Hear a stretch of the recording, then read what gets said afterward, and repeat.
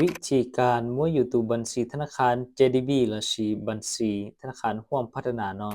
จะหลอนชอเราบิดคลิกก็อยู่สามารถซื้อเทียขาย USDT ยุ่งอีกชากู้ตัวอย่างสำหรับวิธีในการซื้อขายเนี่ยเราเนาะนำมาเท่ากันชอก็ตัวบัญชีเนาะแล้วนั่นเจก็สามารถซื้อขาย USDT ผ่านธนาคาร JDB เนาะโดยตรงกันนะก็สามารถซื้อเป็นเนี่ยกีบเนี่ยดอลลาร์ที่เนี่ยบาทต่อเชียเท่าก็ถอนแล้วก็ถอนว่าเนี่ยกีบเนี่ยบาทที่เนี่ยดอลลาร์ต่อเชียเนี่ยก็ได้ความต้องการนะแต่ชีเนี่ยเราบิดคลิกเนาะนำมาก็สามารถเชื่อมต่อเฉพาะธนาคาร JDB เสียสำหรับธนาคารพัฒนาลาวที่เรามุดธนาคารหรือรู้ธนาคารเนี่ยปีศิริการค้านเราชีสามารถเชื่อมต่อบิดคลิกได้เนี่ยหนึ่งไลฟ์เฉพาะยอ JDB เราชีธนาคารร่วมพัฒนาซื้ออย่างหอยาแต่เรื่องที่ต้องมบัญชีแต่รู้ธนาคารน้องเจแนะนำก็ไปเปิดวันเดชนะอย่างเจเราเป็นใช้วิธีการโอเคต่อสำหรับขั้นตอนที่อีนะเจก็ชุนกำจะเอาบิดคลิกอย่างกังกำเราบิดคลิกเนี่ยเท่ากันการเรานี่นั่นแหละเจก็เป็นเนี่ยขอเตียการซื้อขายนี่ต่อคนอย่างก็เนี่ยเรารู้ว่าที่ออเดอร์เนาะ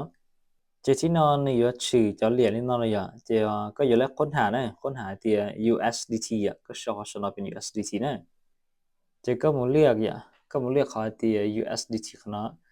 เจนี่จะชื่อขั้นตอนในการอยู่เหรียญอย่างแต่ชื่อว่าไปอยู่ชื่ออยู่เหรียญนะไปอยู่มูมั่วไปดูบัญชีจะเรามูเชื่อมต่อต่อเสียทีนี้ถ้าขนาดเจก็เนี่ยลูกศรขนาดนี้ก็สังเกตอย่าง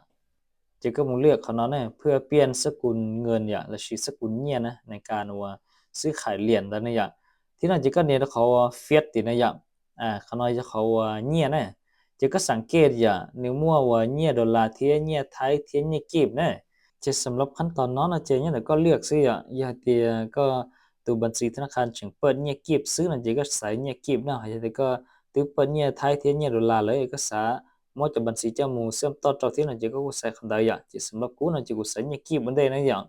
thầu có sai đỡ ta chơi tại làขั้นตอนน้อยdạng chỉ có sauจำนวนเนี่ยตัวsau này họ nói cái sau offset dạng có สามารถ sau อย่างกูนั่นต่อsau เขานั่นต่อแต่chỉ có làเนี่ยเขาเตียทัดไปเขากันเลยdạngก่อนในมูเจ้าขั้นตอนเทียเนี่ยนะchỉ thầu cho họเทียเนี่ยนะจะเลยให้กับเป็นมุ่งบัญชีchoเขานะchỉไปที่เลยcho lấy บัญชีdạngที่นั่นเราชื่อเขานั่นเหรอไปสังเกตอย่าง เป็นอย่างเขาต้องการเชื่อเนี่ยนั่นที่เราการเชื่อนั่นเราอย่างของการเชื่ออยากเขาเนี่ยว่าเลือกวิธีการสำระเงียอย่างไปอยู่ที่เงียพันไปดูธนาคารลินเดอร์จะเป็นเหล่านี้เขากวดสอบของข้าในอย่างแต่จะนี่ก็จะถือขั้นตอนนั้นเนี่ยขั้นตอนในขั้นตอนในการยืนยันบัญชีธนาคารเนาะก็อย่างเจ้าขั้นตอนส่วนนั้นที่เรายิ่งตอนนี้จะที่ก็ชิงการเชื่ออย่างจะให้เราคนนั้นไปสังเกตอย่างนึกว่าเป๊กการเนี่ยจะไปโชว์ยาการที่อีที่การที่อ๋อว่าเบอร์โทรเสื้อการที่เป๊กของข้าจะชี้ชอบเราตัวอย่าง สำหรับการที่เดี๋ยวน้องนะเจว่าก็จะชุดตัวมก็ตัวบัญชีธนาคารเดี๋ยวจะหลอดจอเนี่ยว่าตัวเนี่ยกีบบัญชีเนี่ยกีบเนี่ยเอาการที่อ๋อจะก็ตัวเบอร์อย่างเอาอย่างก็เพิ่มเนี่ยดอลลาร์เนี่ยไทยจะก็มตัวบัญชีเนี่ยดอลลาร์เนี่ยไทยจอตัวสองเสียนี้ยังอยู่เนี่ยแต่ชีขนาดเนี่ยกีบจะก็ยังมบัญชีเนี่ยกีบจอเนี่ยจะขนาดก็มตัวบัญชีธนาคารจอตัวอย่างการที่อ๋อจะจอเบอร์โทรนี่นะเนี่ยสำหรับเบอร์โทรนั้นมาจงชามาตัวเบอร์โทรเท่าก็มจะมุสมัคก็ตัวบัญชีธนาคารนั่นเองที่เรียกโอเคอย่างจะก็เนี่ยกดสอบของการเอาจออย่าง chỉ thế nào này hai cái câuยืนยันตัวตนด้วยรหัสสองขั้นตอนเนาะรหัสสองขั้นตอนนั้นมันย่อรหัสสอง FA อ่ะก็อยู่ตรงกลางแต่ก็ลูกเครื่องว่าสอง FA มั่วจะรหัสเราจะรอจอเราเนี่ยก็หลังกาวก็ลูกเครื่องเลยอ่ะchỉ cóมั่วจะรหัสสอง FA ว่าเท่าว่าก็หนอกตั้งบิตคิกเช่นนั้นนะก็สร้างสอง FA นั่นเลยอ่ะchỉ có làมั่วว่า copy จะหนุ่มวางตัวที่ไรเนี่ยchỉ cóมั่วจะระวังตัวเขาหน่อยอ่ะเพื่อเป็นการยืนยันเนี่ยchỉ cóเนี่ยยืนยันของกันอ่ะ โอเคเจตชินาไลนะอย่าแต่ชินาเจก็ตัวบัญชีธนาคาร JDB เชื่อมต่อเราก็รู้บิตคิกเนาะเป็นที่เรียบร้อยเลยนะเจสำหรับวิธีการเชื่อมต่อเนาะจะในยุ่งยี่สิจะในง่ายๆสินะ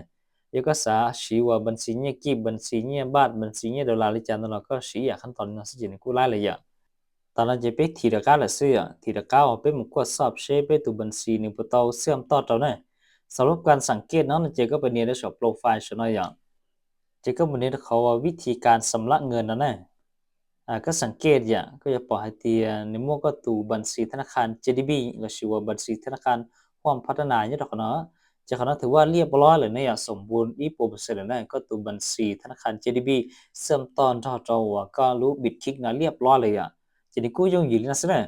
ฮอสำหรับการซื้อเทียการขายเหรียญ USDT ด้วยบัญชีเนี่ยเก็บเนี่ยดอลลาร์เทียเนี่ยไทยเนี่ยดอกเนาะเจ